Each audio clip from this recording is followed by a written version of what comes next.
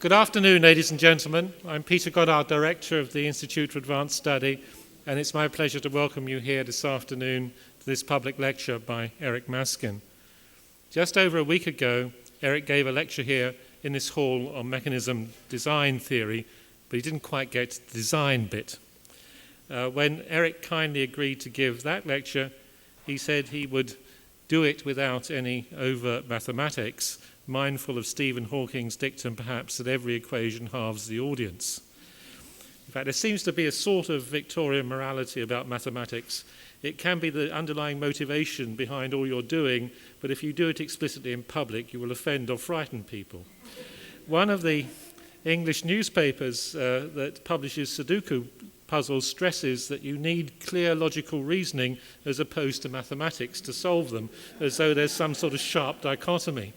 Well, in giving a second talk, independent of the first, Eric is going to allow himself some high school math at least. Eric, in fact, started as a mathematician.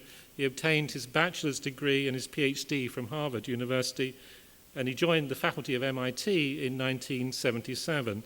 In 1989, he moved to Harvard, where he became Lewis Berkman Professor of Economics in 1997, and since 2000, he's been the first Albert O. Hirschman Professor of Social Science here at the Institute.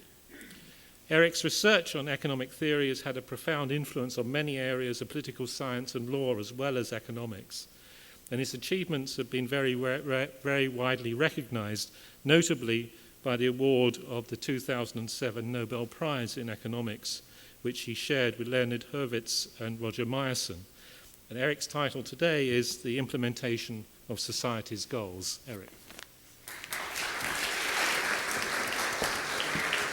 Thank you, Bill.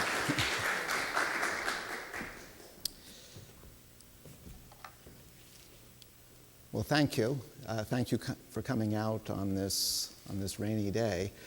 I thought that since I gave a regular public lecture on this subject quite recently, today would be more in the nature of a seminar.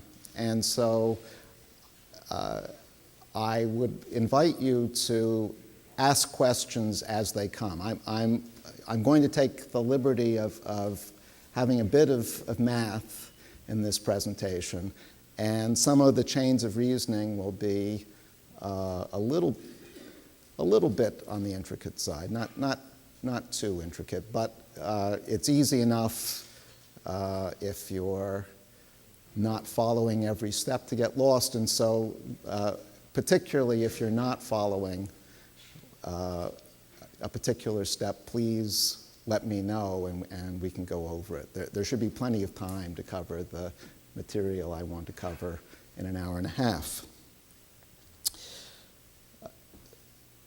For those of you who weren't at the previous talk, don't worry. This talk is intended to be completely self-contained. So I want to begin with. So that's already going to put people. If you're feeling uncomfortable. Please feel free to leave at any time. I don't want people to stay here in discomfort. So society is going to consist of a group of people, and I'm going to label them 1 through n. So the typical person I is going to be one of these n people. And we'll imagine that there's a set of possible outcomes that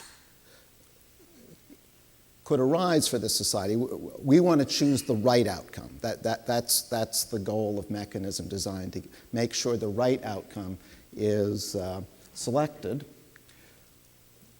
You can think of these outcomes as application dependent. So one possibility is society has to choose among different public projects. There could be a bridge that's built, or alternatively there could be a highway that's going to be built, or there could be spending on public education. You can think of the set A as consisting of possible public projects, Or you can think of them as different ways of allocating goods across the members of society, or in a political context, the members of A could be the different political candidates for a given office.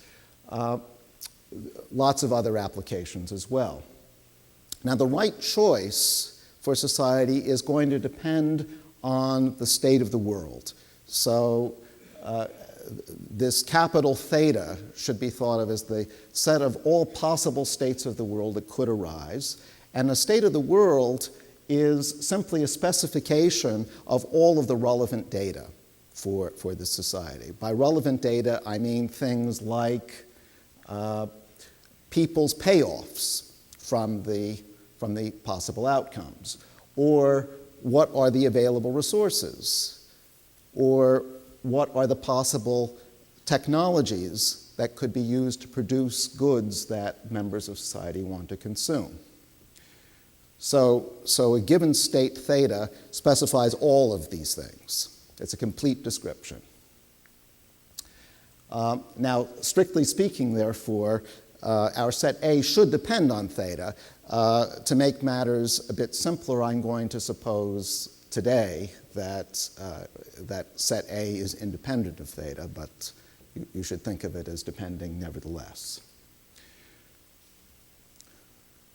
Now, what do I mean by a payoff function? A payoff function is what person I gets, individual I gets, from a particular outcome A in state theta. So the payoff function is going to depend on the outcome and on the state.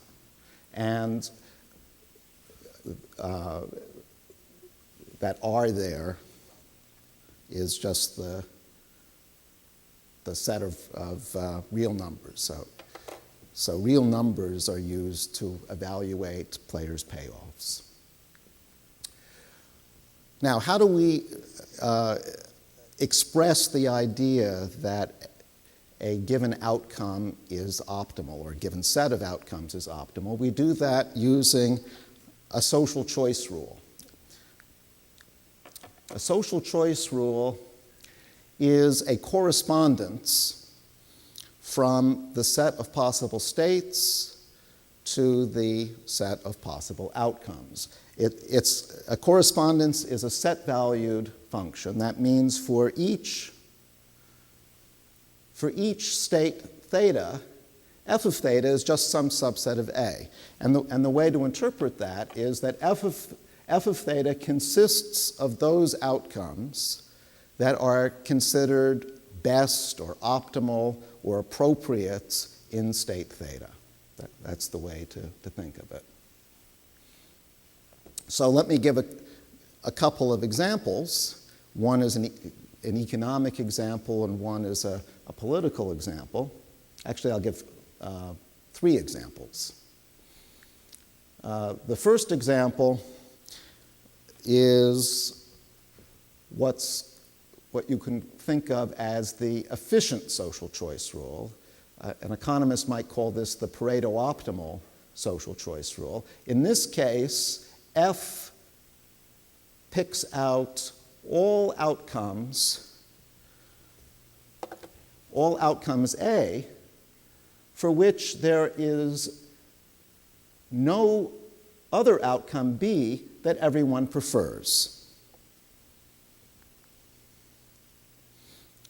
So the efficient outcomes are just the outcomes that have the property that there's no outcome that dominates them. There's no outcome that everyone prefers to an efficient outcome A. This second example, the majoritarian social choice rule, is particularly relevant in political contexts. Now we think of the set of optimal outcomes as consisting of all outcomes that have the property that a majority of people, here I'm counting up the number of people who prefer A to B, the number of people who prefer A to B is at least half the population. So the majoritarian social choice rule picks out all outcomes that have the property that any one of those outcomes, A, is preferred by a majority to any other outcome, B.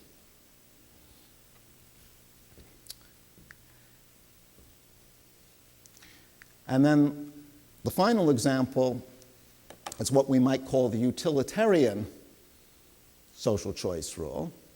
In this case, we measure the goodness of an outcome by adding up people's payoffs. And so in this case, an outcome is optimal if the sum of payoffs for that outcome is at least as big as the sum of outcomes, as a sum of payoffs for any other outcome B. For those of you familiar with utilitarianism a la Jeremy Bentham, this is the sort of calculation that's done in that framework.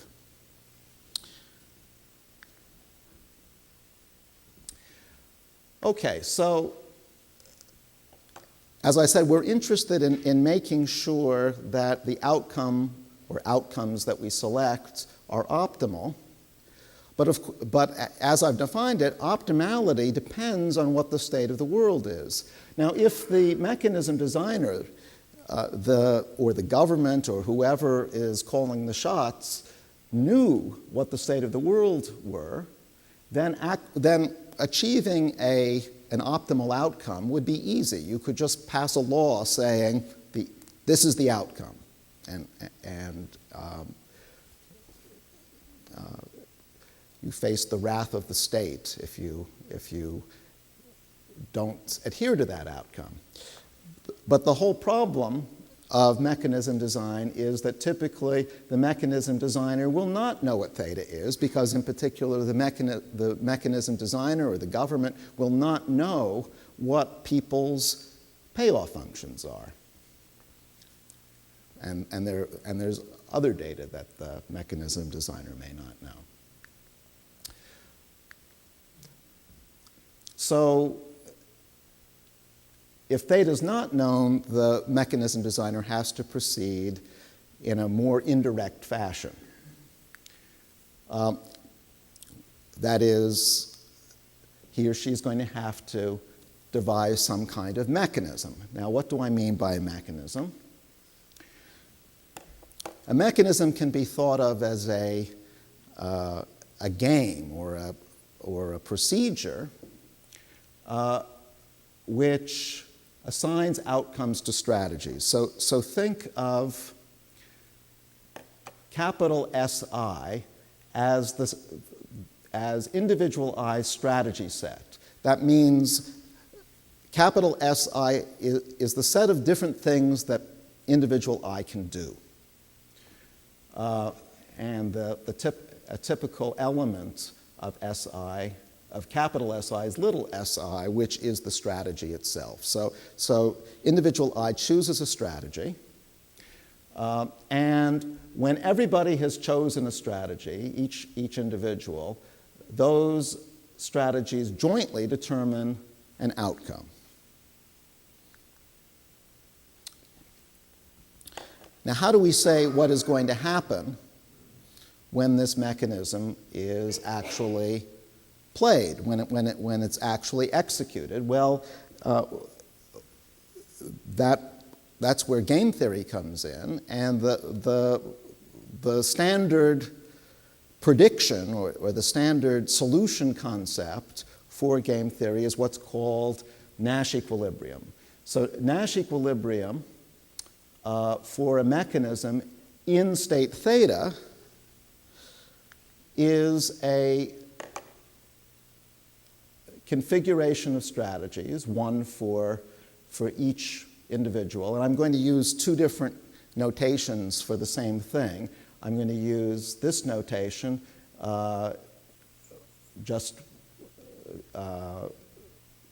this is just strategy S1 for individual S1, strategy Sn for individual Sn and all strategies in between, but I'll also sometimes use this notation to emphasize individual I. So this is individual I's strategy, and S minus I should be thought of as the array of everybody else's strategy. So S minus I is everybody but I. So a Nash equilibrium is an n-tuple of strategies that has the property that when each individual I uses Si, his payoff is maximized given what the other individuals are doing relative to any other strategy that individual I might have selected. So he's better off using Si than some alternative strategy, Si prime. In other words, a Nash equilibrium has the property that no individual gains from unilateral deviation. Now, the reason why Nash equilibrium is so important and so good as a predictor of how games will be played is because if players are rational, which just means that they maximize their payoffs, and if they're good at predicting what is going to happen in the game,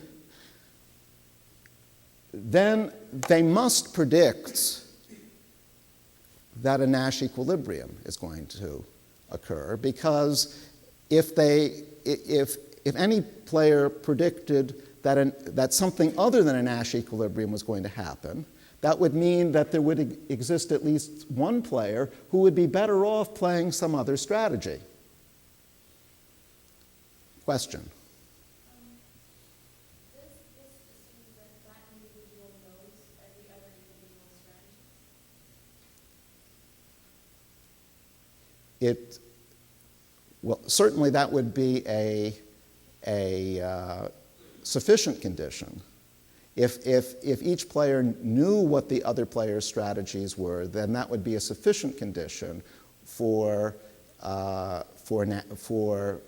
being able to predict a Nash equilibrium, but it's not a necessary condition. For example, if a game has been played before, if players have experience playing the game, then on the basis of trial and error, they can arrive at a Nash equilibrium. And that's actually in practice the way it normally happens. Players may not hit on the Nash equilibrium right away, but after some iteration, they get there.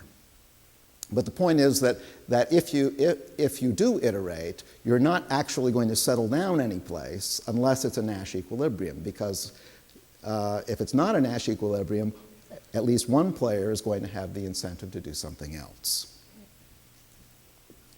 So if you don't mind, let's accept Nash equilibrium as the predictor of what's going to happen. This is not meant to be a lecture on Nash equilibrium per se. Nash equilibrium is the tool that we'll be using to make predictions.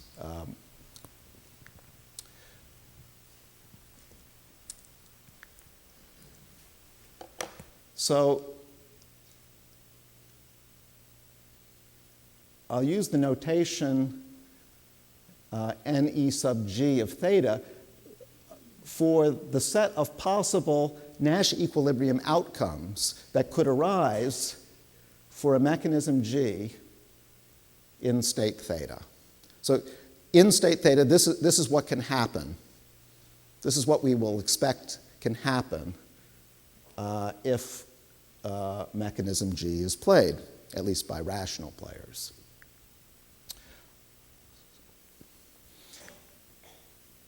And we'll say that our mechanism G implements our social choice rule F. Remember, the social choice rule F expresses what we would like to have happen in state theta. Mechanism G is what is going to happen in state theta, but we will say that the mechanism implements the social choice rule if the two things are the same, so that the Nash equilibrium outcomes are the same as the optimal outcomes for any possible state of the world. That's what it means for the mechanism to implement the social choice rule. So this is a basic concept, and now is a good time to ask a question about it if it's not clear. Okay, you can. You're not waiving your right to ask a question about it later. You can come back to it if you want. But anyway, this is what we want to do. We want to implement social choice rules in this sense. So just to say the same thing again, we want the predicted outcome, the Nash equilibrium outcome, to be the same as the desired outcome. So a central question that we want to answer is, when can we do this? We can't always do it, but we would like to be able to characterize when we can do it. And if we can, if it turns out that F is implementable, we want to know how we can do it. That is, we want a recipe for constructing a mechanism that will actually implement F. So in the remaining time, I want to show you the answer to this question, and then the answer to the follow-up question, which is how to construct the mechanism if F is implementable. So it turns out that the key to a social choice rule being implementable is a property called monotonicity. And let me show you what the property is. At first it'll look maybe a little bit technical. It is a technical condition, but it has quite an intuitive meaning. So I think after you see a few examples, you'll begin to get a feel for what monotonicity is all about. But a social choice rule is monotonic if for any two states, theta and theta prime, if outcome A happens to be optimal in state theta, and state theta prime has the property that if individual I prefers A to B in state theta, then she'll also prefer A to B in state theta prime. Then A must be optimal in state theta prime as well. Okay, that as I said, might at first glance seem impenetrable. So let me first put it slightly differently, and then I'll take you through a couple of examples. So in non-technical language, or a little bit less technical language, suppose A is optimal in state theta, and now we change the payoff functions so that for any individual, if individual I liked A more than some alternative B in state theta, he still prefers A to B in state theta prime. So in other words, A has not fallen when we go from state theta to state theta prime in anybody's preference ranking vis-a-vis any other alternative B. So in some sense, A is just as good from individuals' standpoints in state theta prime as it was in state theta. If that's the case, then A should remain optimal in state theta prime. So let me give a few examples. Let's go back to this social choice rule that I talked about as an example a few minutes ago. This was the set of efficient or Pareto optimal outcomes. It's a set of outcomes that have the property that there's no other outcome that everyone prefers. I want to show you that it's monotonic. It's monotonic because if an outcome A is efficient, then by definition, for any other outcome B, there's somebody who is going to prefer A to B, because otherwise B would dominate A and A wouldn't be efficient. But if individual I prefers A to B in state theta, then in this other state, theta prime, where, remember in state theta prime, A has not fallen in anybody's preference ranking vis-a-vis any other B. So if A was above B in state theta, A must also be above B for person I in state theta prime. And that means that A must also be efficient in state theta prime. Joan. What's the standard for efficiency? How do you know what's efficient? And wouldn't there be disagreement and conflict about what constitutes efficient? Right. So I'm using efficiency in a very narrow sense. It's what economists call Pareto efficiency. An outcome is efficient if it has the property that there is no other outcome that would make everybody better off. In general, there are going to be lots of outcomes that are efficient because the outcome that I like best will be efficient because I can't be made better off, and the outcome you like best will be efficient because you can't be made better off, but those two outcomes need not be the same. So the set of efficient outcomes in this sense could be quite big. But the point I want to make now is that whatever it is, it's going to be monotonic because of this argument here. Hank. I think I'm missing something. I keep thinking, suppose the state of the world is whether it's sunny or rainy. And suppose A is you can carry an umbrella and B is you don't. And A would be optimal if the state of the world is raining, and B would be optimal if the state of the world is sunny. Right. But that's not monotonic. Yes, that is monotonic because monotonicity says that if you have two states and your preference ordering, if you like A more than B in state theta, and you also like it more than B in state theta prime, then A has to be optimal in state theta prime. But it doesn't say anything about what happens. It imposes no restriction if your preferences change.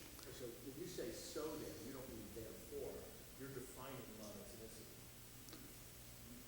Well, I defined monotonicity on the previous slide. Let me go back to that.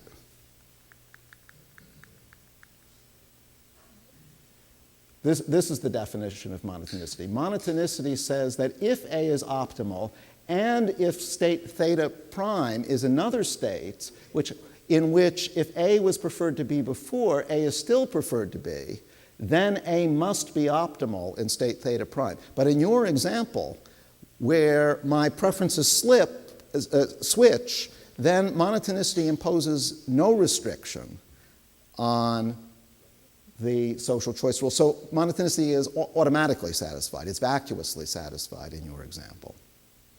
Okay.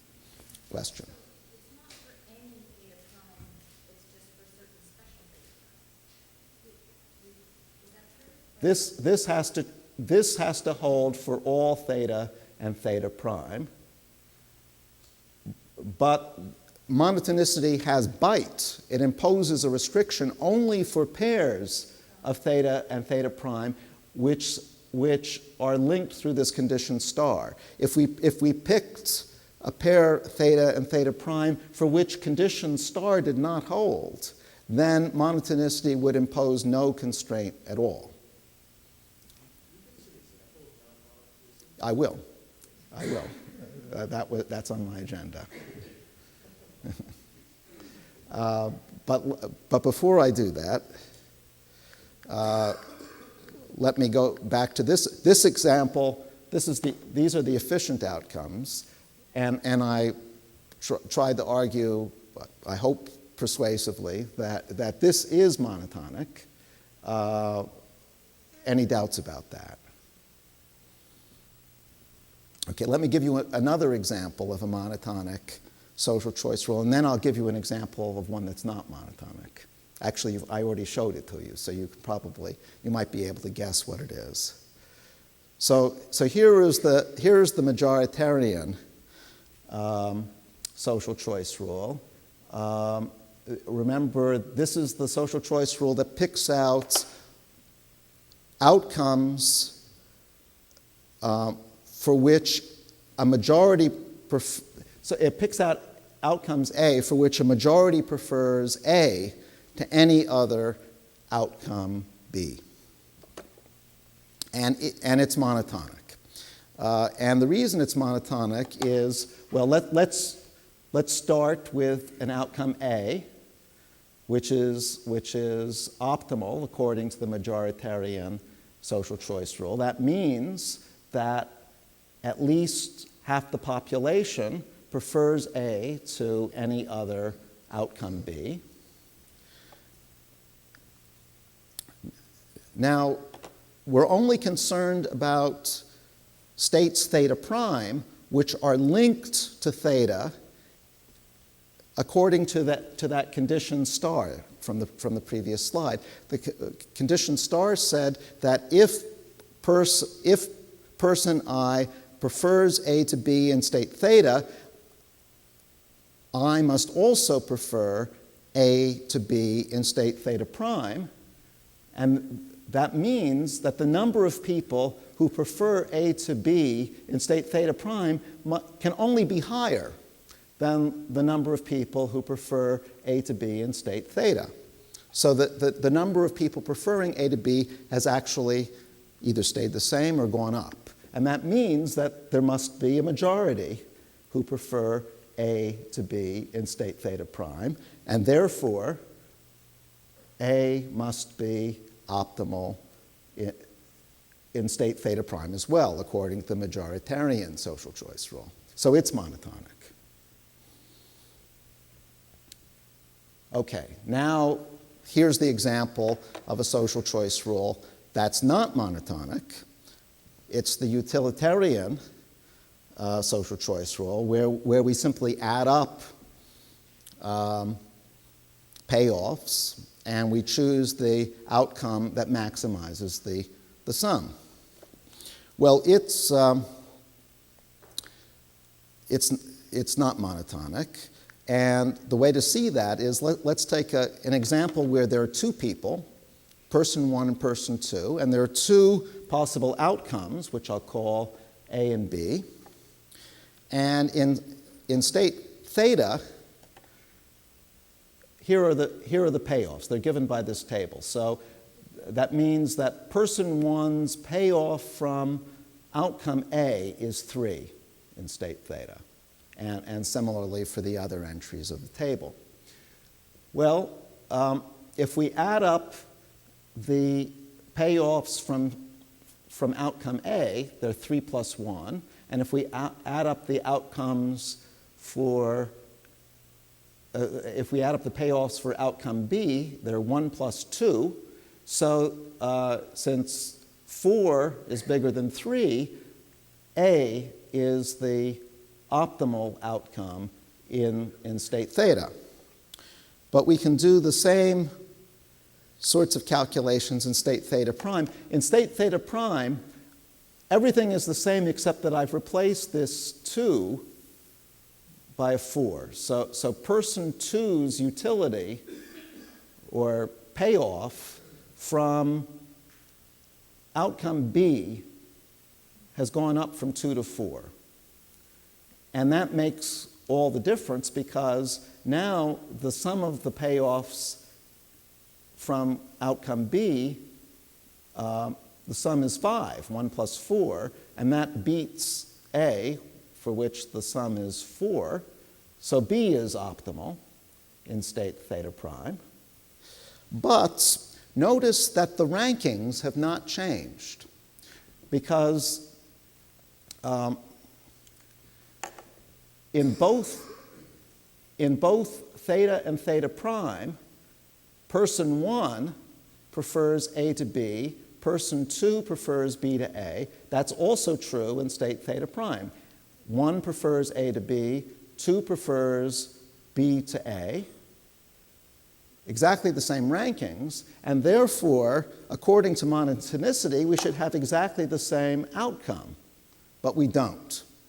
And therefore, therefore, the utilitarian social choice rule is not monotonic. And the reason why I'm laying such stress on monotonicity is it turns out, and this will be theorem 1, that that it's not implementable. Monotonicity turns out to be a necessary and actually almost sufficient condition for implementability. So here is the first result. If F is implementable, then it must be monotonic. So monotonicity is a necessary condition. Actually, let me back up. Are there any questions about this example? Everyone happy with it?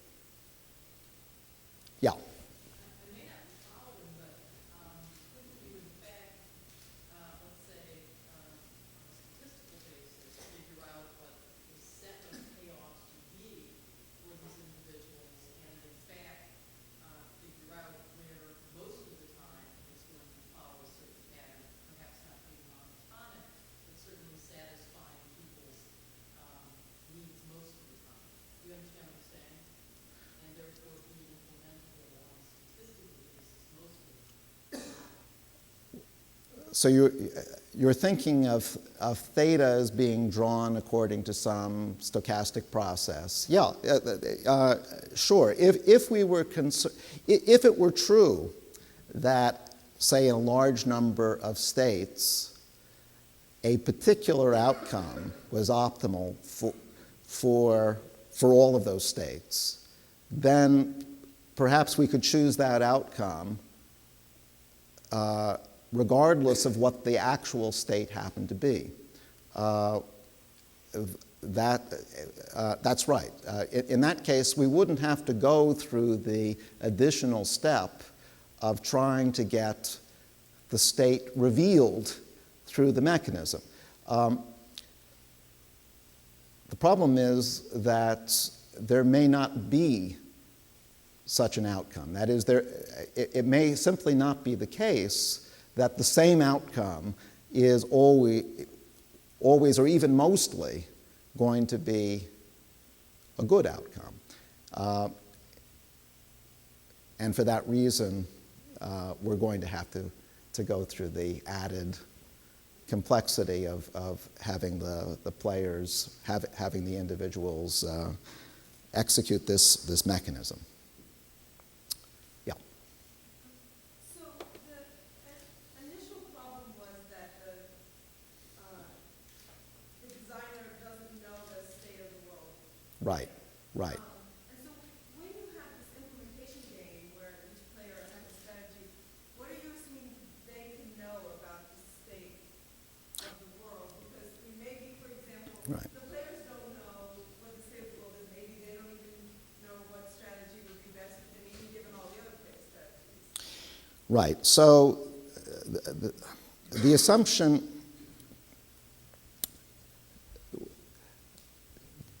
is at the very least they know their own preferences.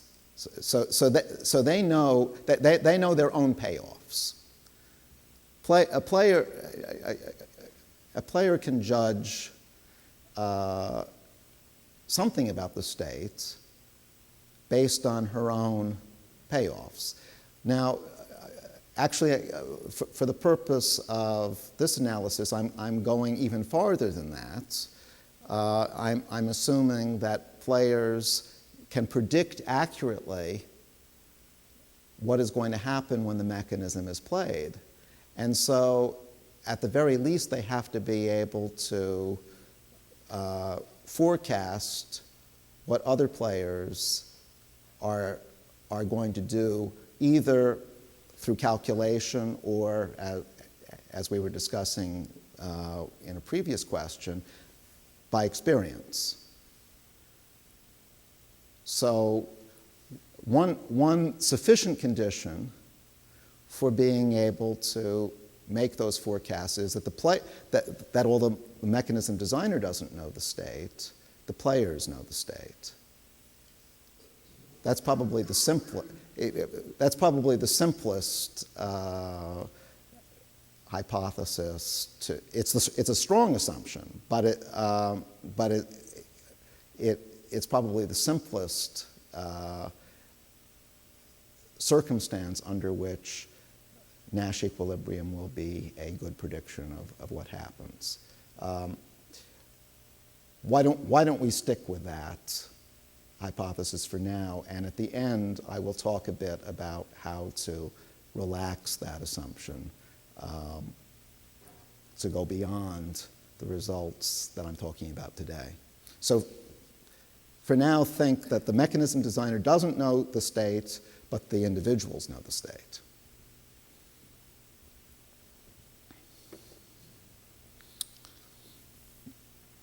Okay, so theorem 1 says if f is implementable, then it's monotonic.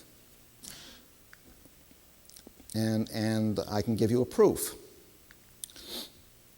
All right, so if it's implementable, then there has to exist a mechanism which implements it.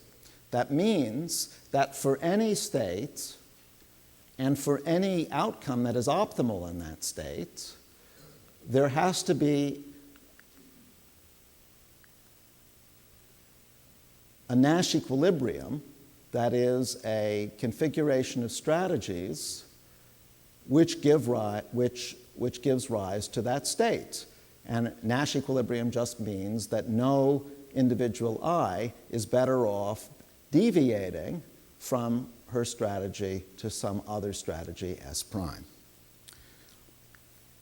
All right, so now let's consider some other state, theta prime, which satisfies this star condition that I've been talking about. According to the star condition, if A was above B for individual I in state theta, then A must still be above B in state theta prime for individual I.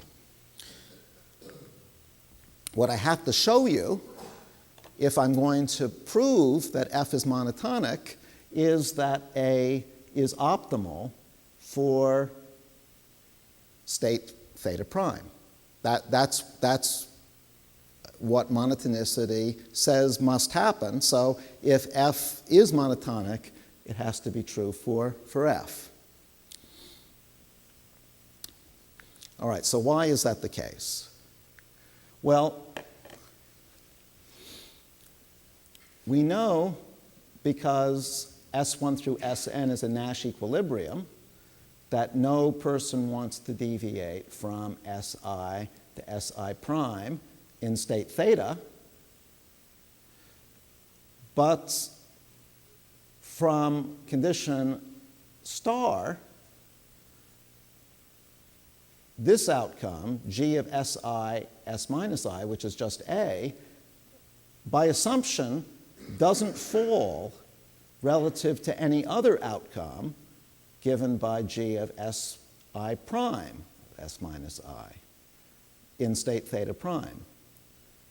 So in other words, the outcome that was the Nash equilibrium outcome in state theta doesn't fall in anybody's in anybody's preferences, in anybody's payoffs, when we go from theta to theta prime, and therefore this configuration of strategies must still be a Nash equilibrium in state theta prime. But if it's a Nash equilibrium, then by definition of implementation, it has to be optimal because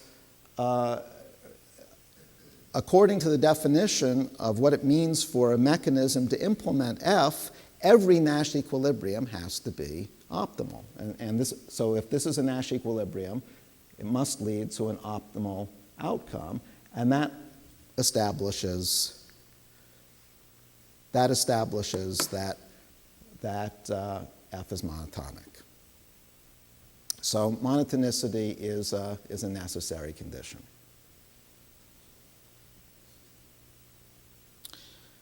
Now it turns out that the converse is not true. In other words, there are some monotonic social choice rules that cannot be implemented.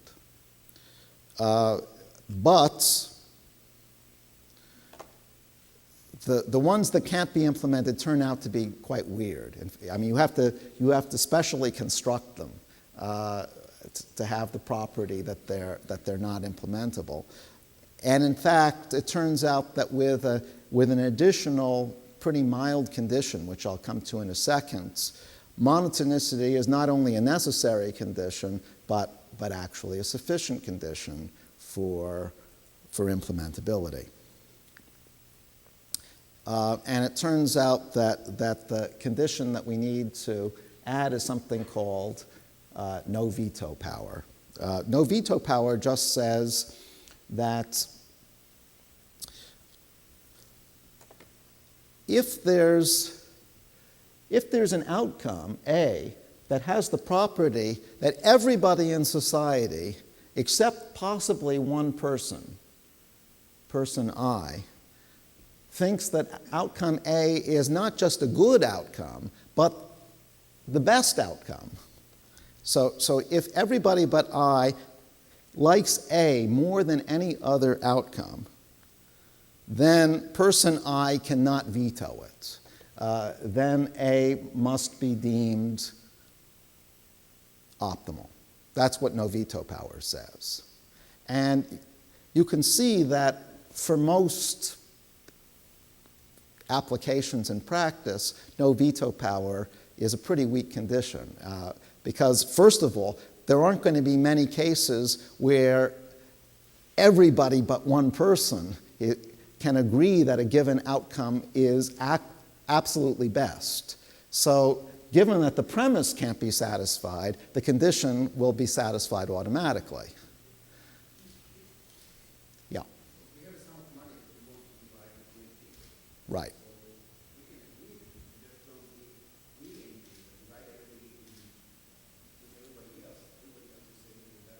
No, everybody else wants all of the money for himself, right? So that's a perfect example of what I was saying. That's a case where this premise can't be satisfied because each person J wants all of the money for himself. So the premise can't be satisfied. Therefore, no veto power is satisfied vacuously. Yeah. Sorry, which system? The jury system. Oh, the jury system. Oh, I see. Everybody, yes, right. The jury system says you have to be unanimous, and here it says you have to be unanimous, except one person. I'll leave it to you to decide whether this implies we should reform the jury system. Actually, there have been moves to relax. There are actually good theoretical reasons, quite apart from this, for why moving to less than unanimity might be a good idea.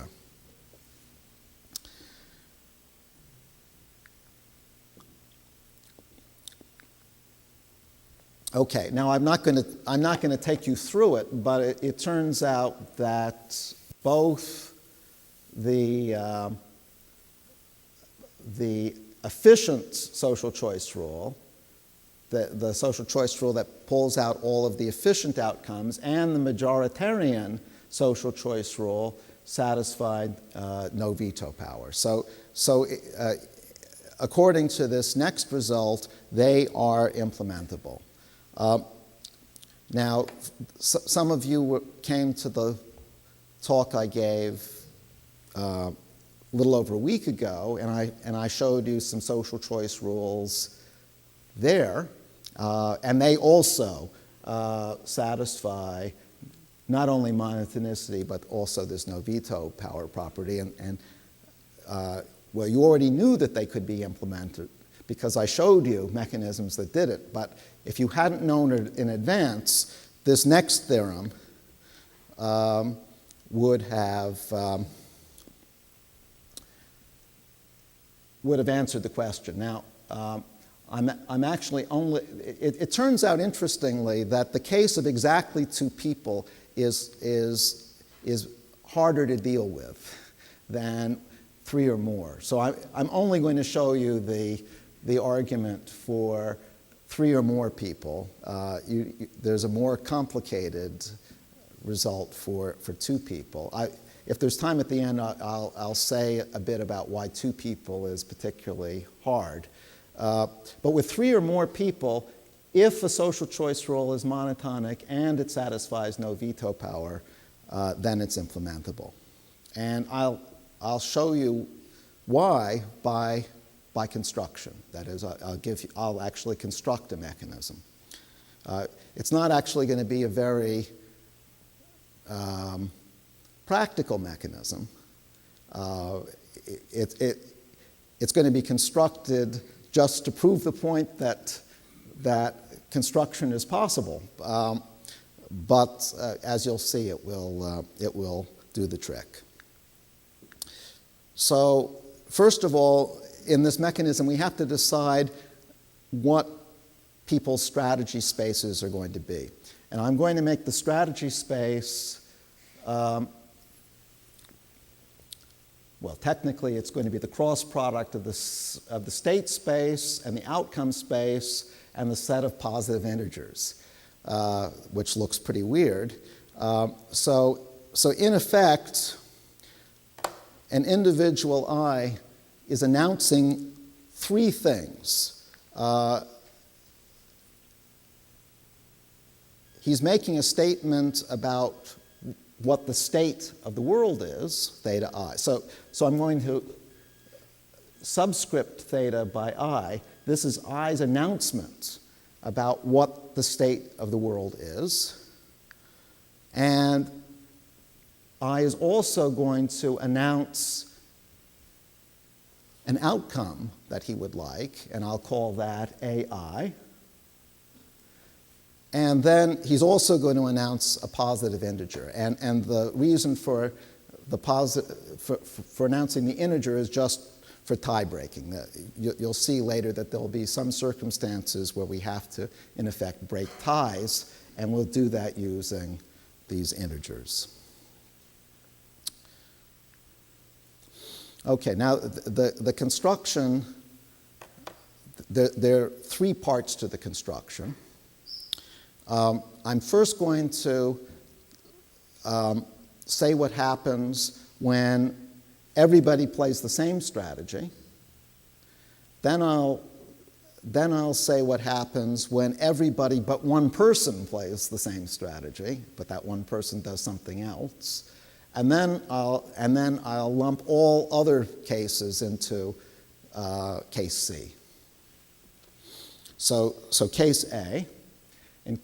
So in case A, everybody is playing the same strategy, and this strategy consists of announcing state theta and outcome A. It doesn't matter what integer they announce. That doesn't play any role in this case. And it should also be the case that the outcome that they're announcing, A, is optimal in state theta. In that case, it's quite natural to assign as the outcome of the mechanism the outcome that everyone is announcing. And so that's what we'll do. In that case, people get the outcome that they're announcing. So next, I want to consider what happens if everybody except person I is announcing theta and A.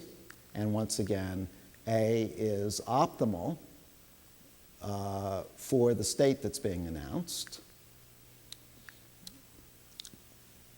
And now the outcome is going to depend on what this person I is the odd man out. He's doing something different from the others.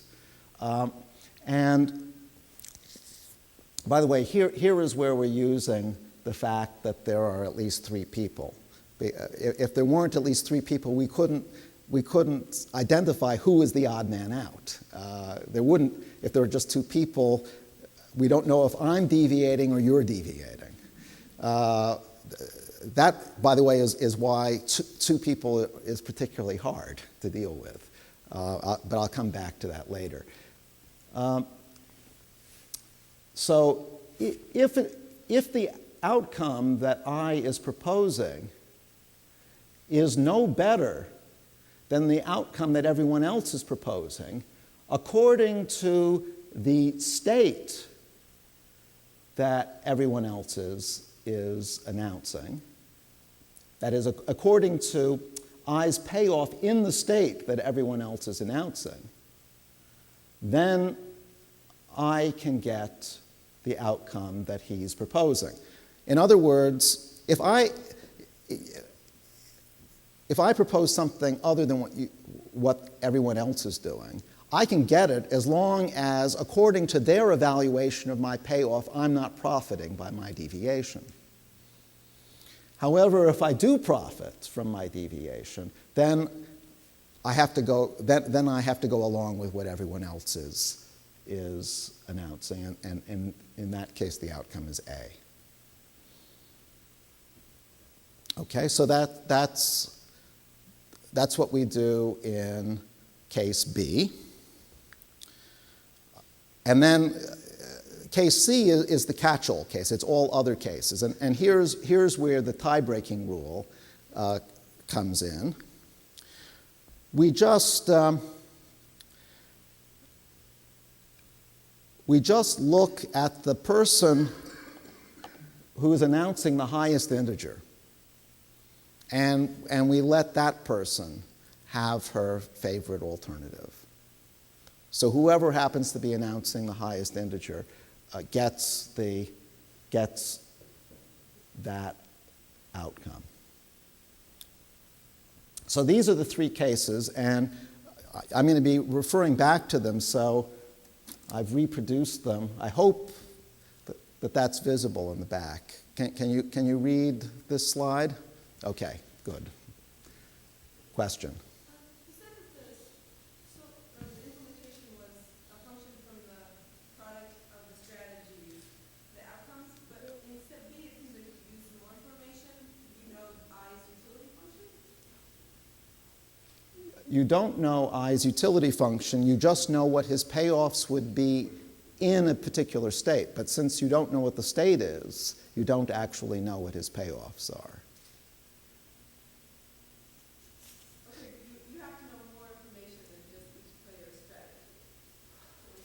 All right. Let me go back to some.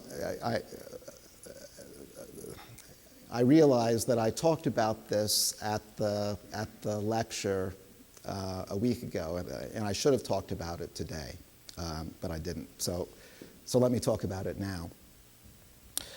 When I defined the states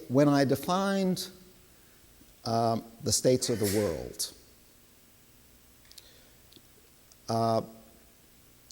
by everything that is relevant in that a given state is supposed to, so in particular, specify theta, the state theta is meant to capture everything that the mechanism designer does not know. That means that, in effect, the mechanism designer knows everything else.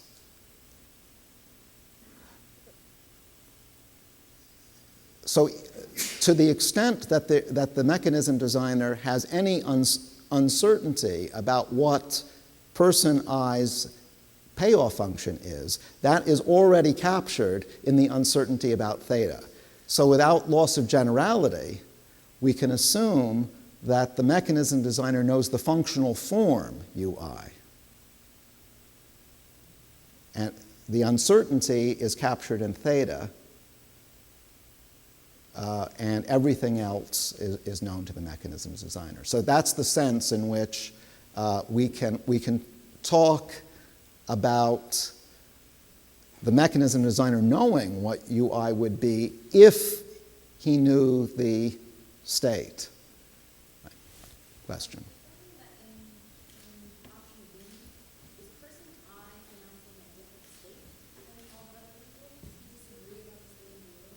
No, he doesn't disagree about the state of the world, but remember, the mechanism designer doesn't know what the state of the world is. And so the mechanism designer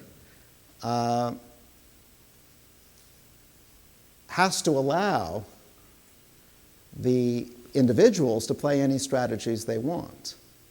In particular, even though person I may know very well what the state of the world is, she has to have the option of being able to play any strategy she wants. The same strategies are available regardless of the state because the mechanism designer doesn't know the state.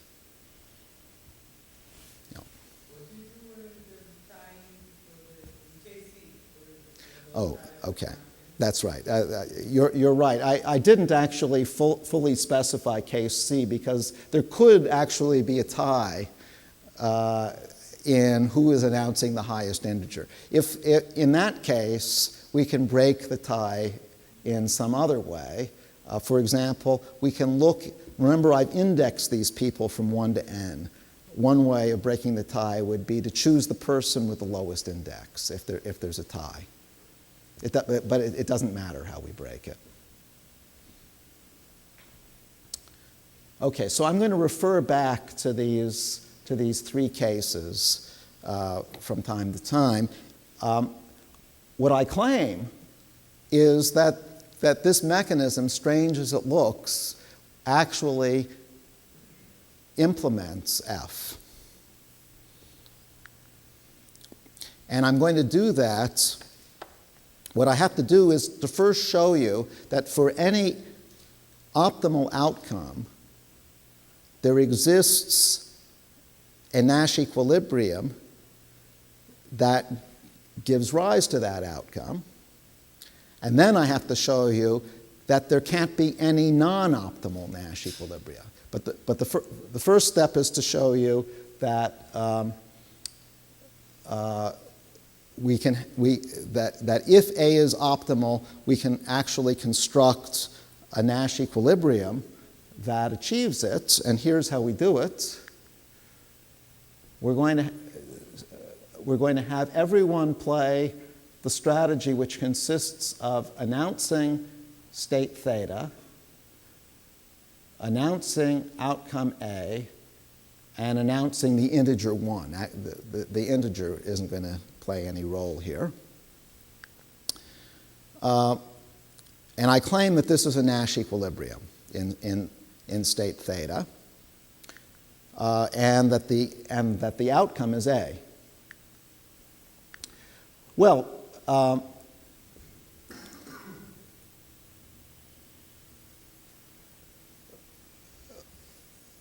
the first thing to observe is that because A is optimal in state theta, and because everyone is announcing theta and A, by definition, the outcome has to be A. But also notice that from the way that we've constructed case B, no individual can profit by deviating unilaterally. Because if person I did something else, then either she would get A, which is not better, or she could get some outcome AI, which is also not better than A in state theta. Because at the moment we're assuming that the actual state is theta. And so by construction, I can't get anything better than A by deviating. She can either get AI or A, but AI has to be no better than A. So in fact, this is a Nash equilibrium in state theta, and it leads to outcome A, and so the claim is established. So the thing we have to still show is that if A is a Nash equilibrium in state theta, then it's optimal.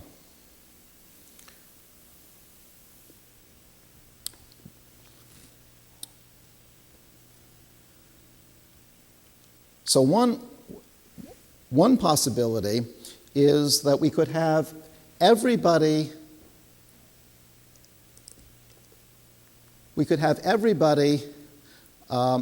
announcing state theta and outcome A,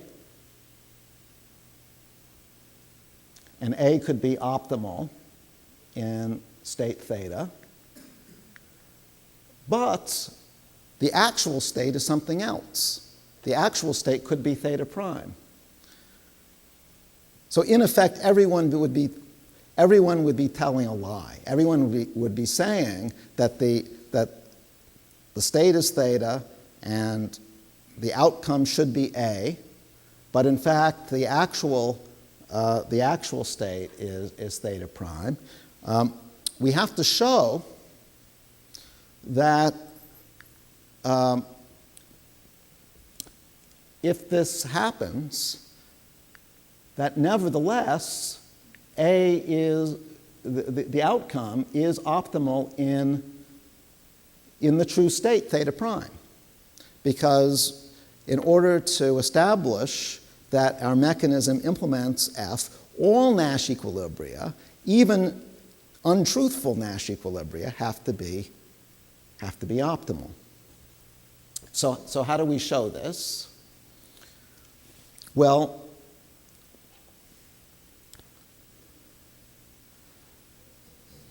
first of all, if everyone is untruthful in this way, the outcome is going to be A, because that's what part A of the construction says. Everyone is announcing theta, and A is optimal in theta, and therefore the outcome is A.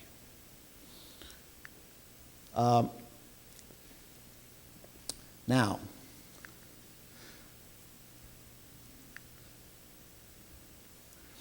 suppose that for some person I, in state theta, I's payoff is higher from A than for some outcome B. Well, that means, according to construction B, that person I could deviate and actually get B. The way that she could do that is by playing the strategy theta B1. if she plays the strategy theta b1, then according to this stipulation right here, since her payoff is lower from B in state theta than from A, and since she's the only one who's deviating, this is a unilateral deviation, she'll get B. That's what this says. So by construction, you can get any B which is worse than A in state theta. Now,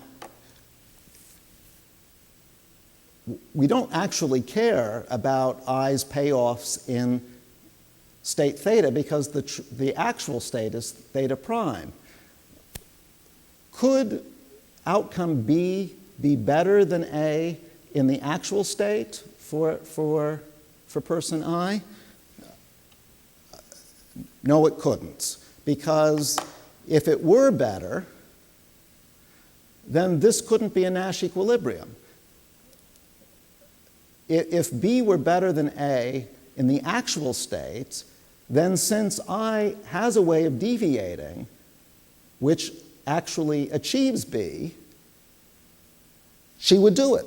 She would get this higher payoff. And so that implies that, that there's no deviation that will lead to a higher payoff. In other words,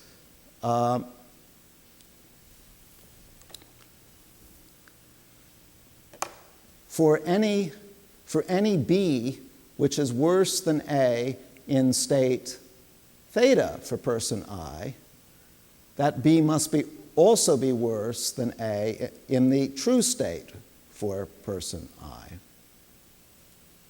Right? Otherwise,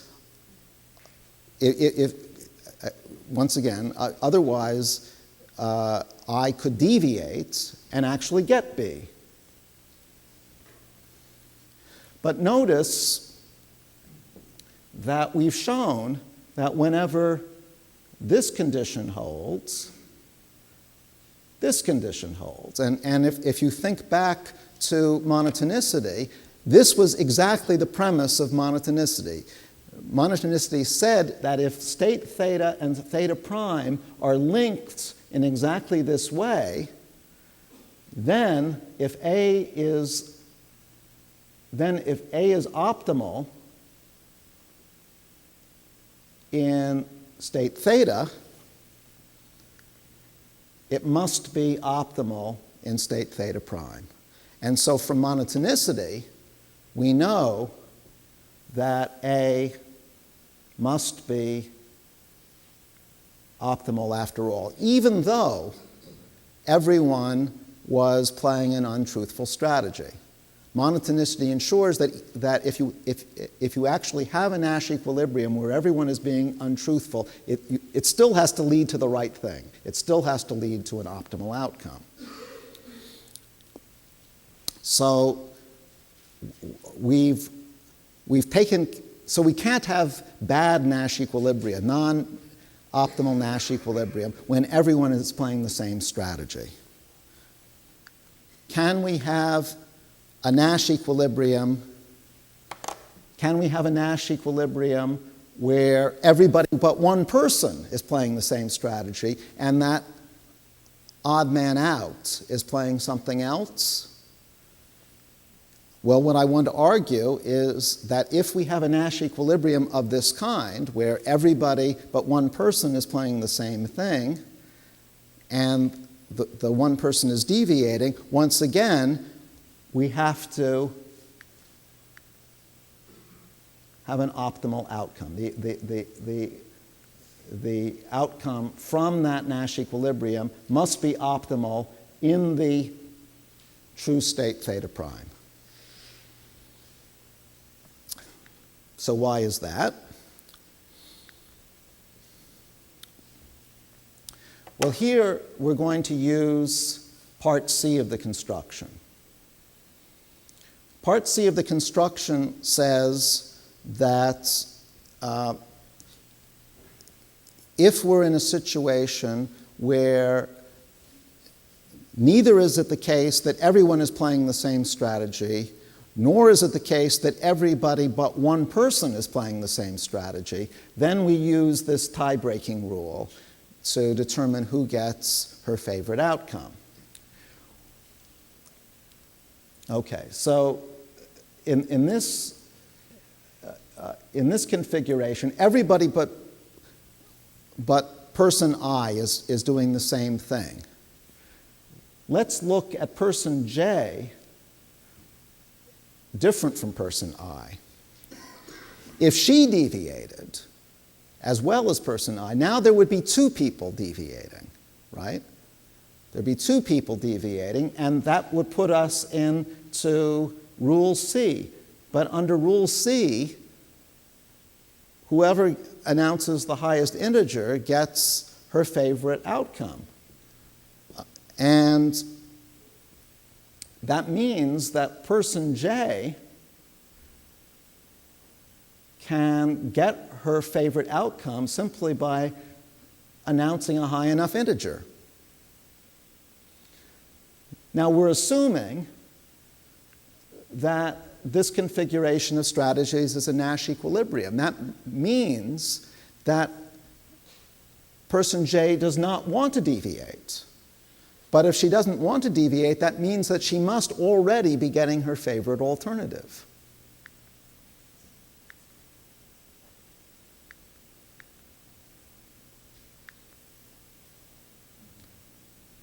In this Nash equilibrium.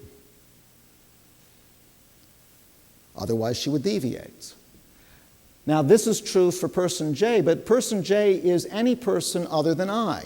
So everybody except person I could deviate and get her favorite alternative, her favorite outcome, which means that she must have already been getting her favorite outcome in the Nash equilibrium.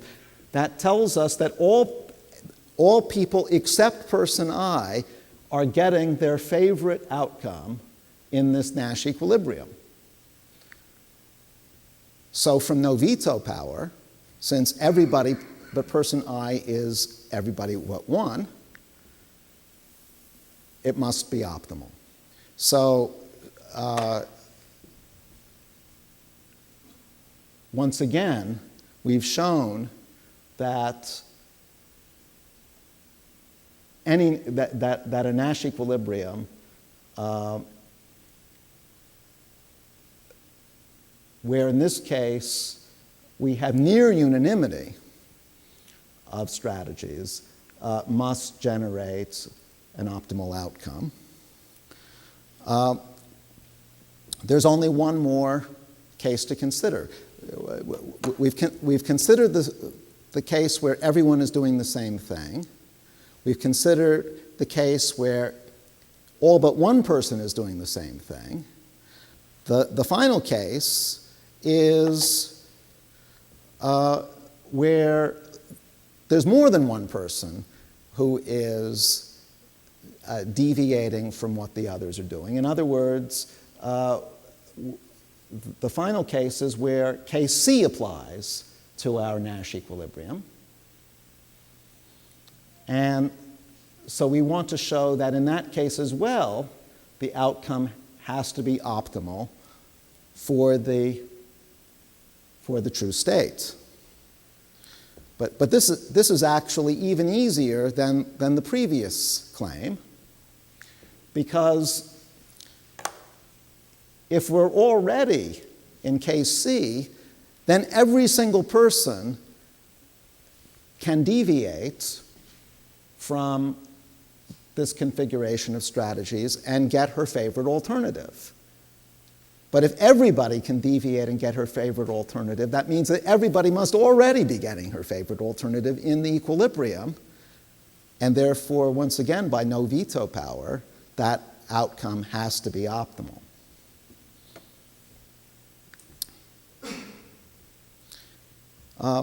And so we're done. By the first claim, we showed that every optimal outcome can be achieved by Nash equilibrium.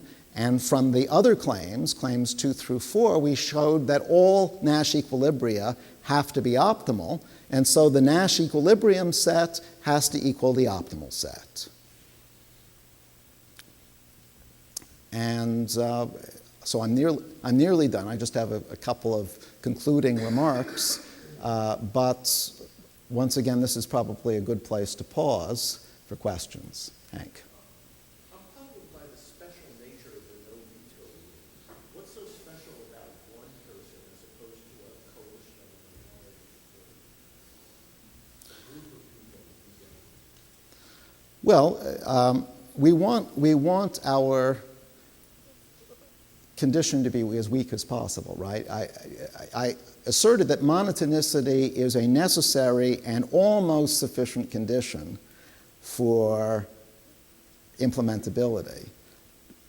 If no veto power says that an outcome is optimal if everybody but one person agrees that it's the very best, that's a weaker condition than if we insisted that the outcome be optimal if, say, 3 people demurred from agreeing that it was the very best. So it's because we want a weak condition that I express no veto power in this way.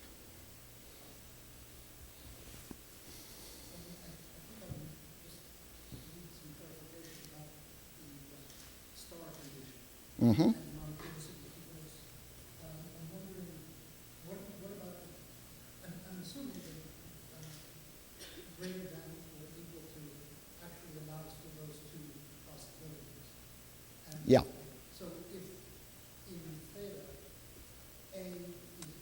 the preference is indifferent, Yeah. it's equal, and then theta prime, it's actually greater. Yeah. Is that actually monotonic or? Yeah, that's okay. As long as the greater than or equal to relation is preserved, it could be with equality in one case and strict in the other, or strict in one case and with equality in the other. That doesn't matter as long as you preserve the greater than or equal to. Maybe spell that out a little further, because it seems like it would be different. Spell it out. I'm not quite sure what you're asking for. With respect to preference, the difference between condition theta and theta prime, it seems like it would be a different state of affairs if in the first case people were indifferent, and in the second case, Sure. A to B. Yeah. It is different, and that's why monotonicity is a restrictive condition. It says that if we chose A in state theta where people were indifferent between A and B, we still have to choose A in state theta prime where people strictly prefer A to B. So would monotonicity still be the same thing if it was just greater than and not greater or equal? You could define it that way, but it would no longer. The reason why we're interested in monotonicity is not so much for its own sake. I mean, you may or may not like it as a condition, but the problem is that whether you like it or not, it's a necessary and almost sufficient condition for implementability. And the alternative condition that you're proposing, where you have strict inequality, that's neither necessary nor sufficient. You have to define monotonicity exactly the way I did it to get that connection to implementability. The interest in Nash equilibrium was that rational and experienced players would predict, expect, and eventually converge upon that outcome. But Right. playing this game, wouldn't you expect rational and experienced players to diverge off to the shouting larger and larger integers? You would if that were part of the equilibrium, but the thing is that can't actually happen in equilibrium. There was a point that Hmm? you said that you would order the thing by the weight by S1 up to Sn if there was a time. If there were, yeah. So it seems Right. like people start to get themselves implemented if it's an advantage. They want to be named last the first time around. How are you going to... It just seems this business of throwing an integer there is awfully unnatural. Yeah, well, let me go to my last slide. For your implementation. Yeah, this is. I'm not insisting that this mechanism that I've constructed is anything that we would ever actually want to play. Of course not. I mean, you've never played a game like this, and neither have I. Actually, games like this have been played in labs, but probably you haven't been a guinea pig. This was meant to be a possibility theorem. It's just showing that if f is monotonic and satisfies no veto power, there is a mechanism that will do it. Once we know that, then, of course, there's an additional step. Can we construct a mechanism which has nice properties, which doesn't have integers for tiebreakers? And the answer is, most of the time, if it's implementable at all, then it's implementable by a quote-unquote nice mechanism. But that was not the object of this exercise. In my previous lecture, all of the mechanisms were nice. But you might not have guessed in advance that there were such mechanisms. This tells you at least you can have implementability. Once you have implementability, then you want to do it in a nice way. But as far as calling out high integers, yes, that would happen if we were not in Nash equilibrium. But if we are in Nash equilibrium, there's no benefit from calling out high integers. I know, but I was saying that the interest in Nash equilibrium is that that's what rational and experienced players would converge to. But in this game, rational and experienced players would, in fact, diverge to picking higher and higher MI every time you played the game.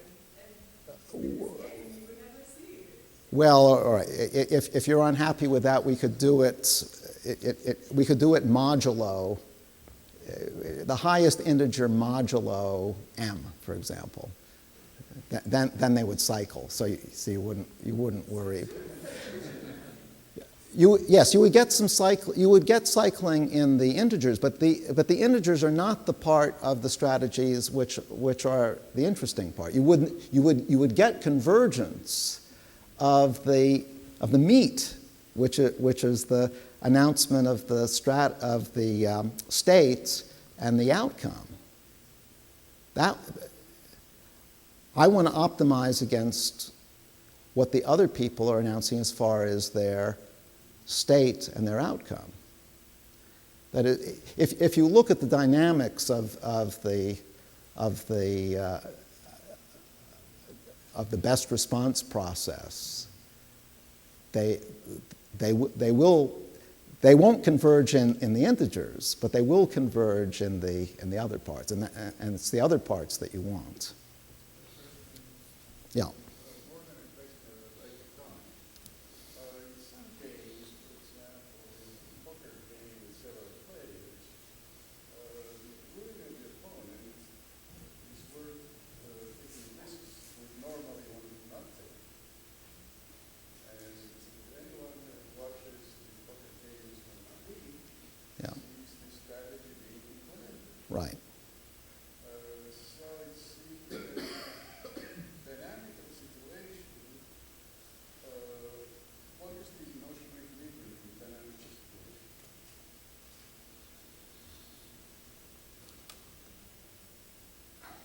So this notion of equilibrium seems to be,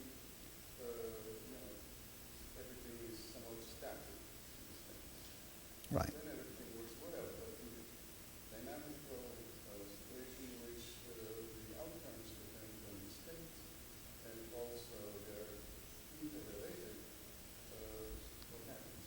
Well, what I was suggesting is that if players are adjusting over time, then along the way, that is, but before things have converged, we don't know exactly what is going to happen. That's all going to depend on what they think other players are going to do. But in the long run, when they've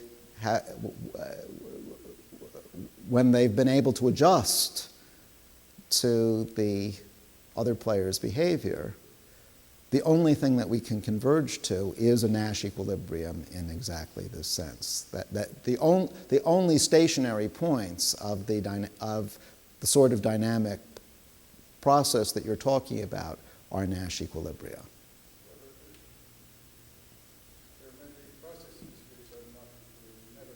Yeah,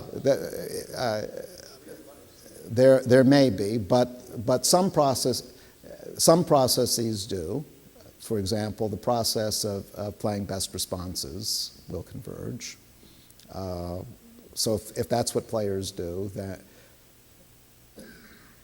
yeah. To answer the dynamic question, we have to also say exactly what the dynamic process is, and different processes will lead to different answers. Joan. This is the social science question. Now, Good, good. in the last lecture, you talked about, you gave us those three examples, the mother who wanted a just outcome, cutting the cake, the environmental one, and then the presidential election, and maybe not the presidential election. There was an auction one. And the auction. Yeah, yeah. So what you described today is the mechanism by which you get to the outcome. Right. My question is, who decides on what a good outcome is? Yeah, You that's right. recognized Yeah. that last time, you said the Right. majority of questions left aside, Yeah. but you don't answer. No, I haven't answered. I'm afraid this theory does not answer that question. That's a very important question. So the question is, who picks F? I've said that once we have F, this is a recipe for implementing it. But then there's a question, who picks F? Who decides what the social choice rule is to be implemented? Well, in principle, you could have a mechanism for choosing F. That is, you could, and you might think of the political process as just such a mechanism. We choose our F through a more or less democratic process. But then you have to ask, well, where does that process come from? Ultimately, we're going to get in. You can see that this is going to lead to an infinite regress, and so there's a sense in which ultimately we can't answer exactly where F comes from. It will come from part of this infinite regress, but we can't say exactly where. Today, I was just taking F as given, and that's the best I can do for this theory. But thank you for asking, because that is an obvious question that has to be at least talked about, if not answered.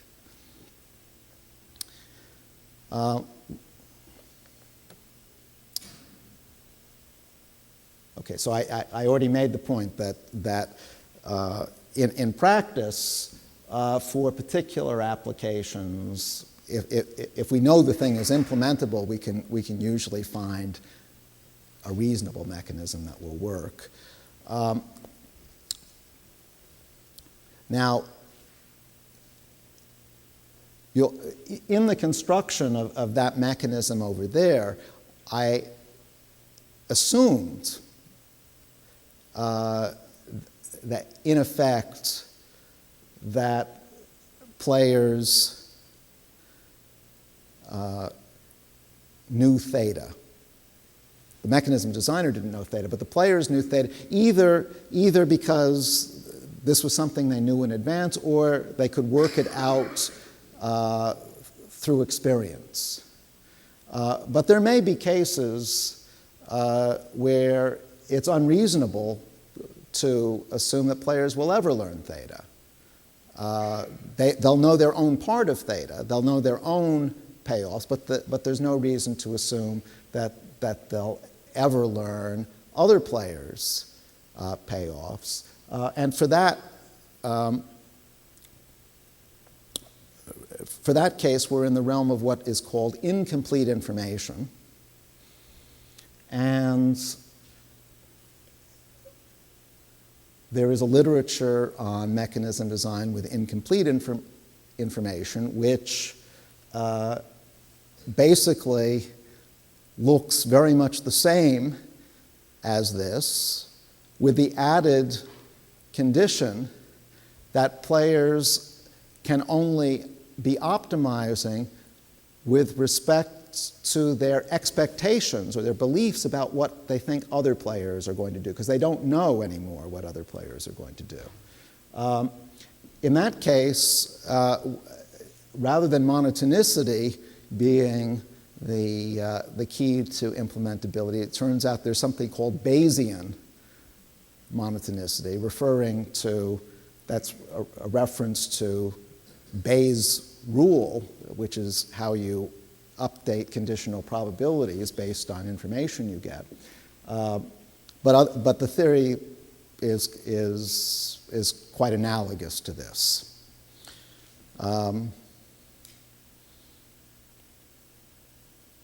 Trying to think if there's anything else I wanted to say. I can't think of anything else, but perhaps there are additional questions. Yeah. So what about games with two individuals? Oh, that's right. That is something I wanted to say. So why do three people make things easier than two? Usually, the more people you have, the harder things get, and here it's the other way around. Well, it gets back to what I was saying before in this construction.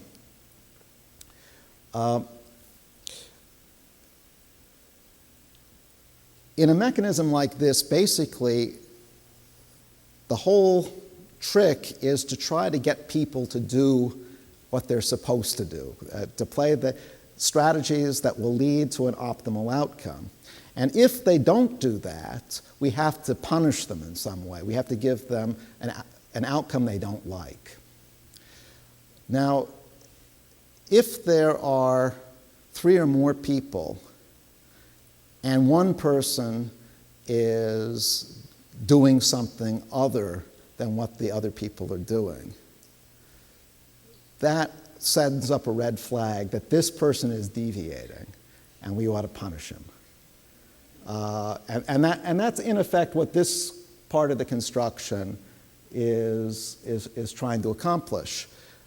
But with only two people, it's not so easy to send that red flag up, because you're doing one thing, I'm doing another, perhaps you're deviating, perhaps I'm deviating. The mechanism doesn't know. So with two people, it is possible to construct implementing mechanisms, but it's if you thought this was complicated, it's even more complicated with two people, just because it's difficult to identify the deviators. Most fights arise with just two people. Sorry? Most fights Yeah. are between two people. Maybe most fights are between two people, but most societies consist of more than two people. And so if you think of this as a way of solving social problems, then perhaps we're on reasonably safe ground.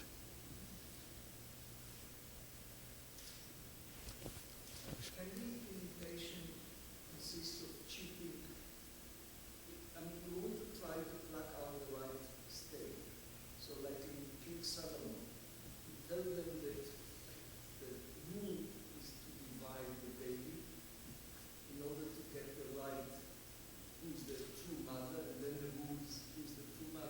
Right. Is that part of the implementation? I mean, you can cheat in the implementation. That's what King Solomon does.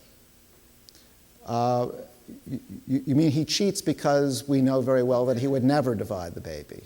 Is that what you mean by cheating? No, that is that the rule is to divide the baby. And he doesn't mean to.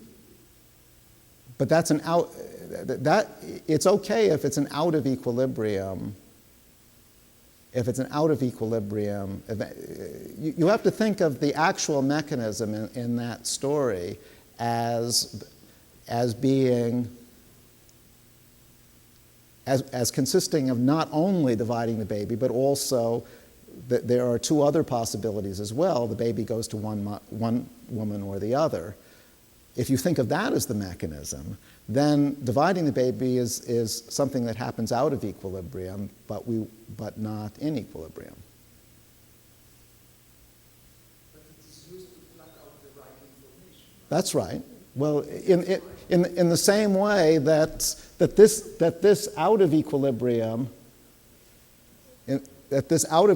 occurrence is used to extract the right information in this mechanism too. This is the rule that prevents people from deviating in my mechanism, and the cutting the baby in two is the way Solomon gets them not to deviate.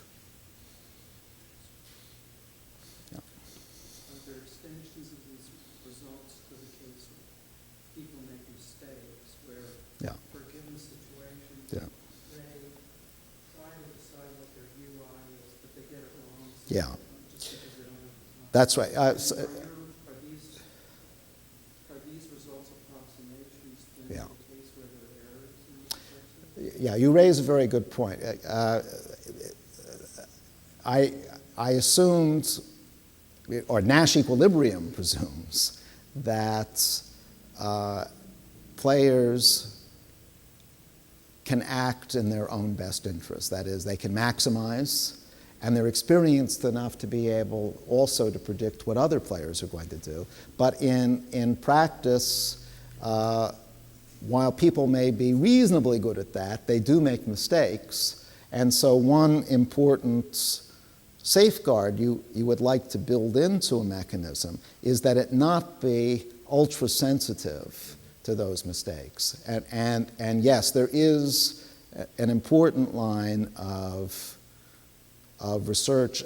Actually, it's research which bridges economics and computer science. There are computer scientists working on this too, in which a certain degree of robustness is built into the mechanism, so that if there are a lot of mistakes made, then you're in trouble. But as long as there's a reasonable bound to the number of and type of mistake, then the mechanism will still work, if not perfectly well, but at least reasonably well. Yeah. Yeah. So let's say you have one particular goal, maybe it's building a tunnel under a river or something like that, and you set up a mechanism for that. And then you think of another goal, maybe it's building a bridge over the river or something like that.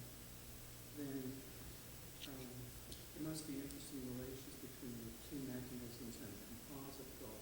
For example, one goal might be to build both a bridge and a tunnel, but the mechanism for that would have, are there relations between mechanisms for separate goals and a composite goal? And I can imagine cases where two would be disjoined and other cases where they would interact in some Yeah. positive or negative way. There must be a sort of set of theorems. Right. Well, if the two goals are going to interact in some way, then what you would like to do is to bring them together and to decide both questions at the same time.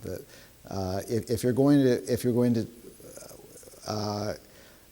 try to deal with each goal separately, you're going to be in trouble if there is a serious interaction. So normally you're not going to want to handle them separately under those circumstances. I have to apologize. I need to catch a plane, and so why don't I take one more, or we can stop now, or if there is one more question, I'll be happy to answer it, but just one more. Okay, well, thank you.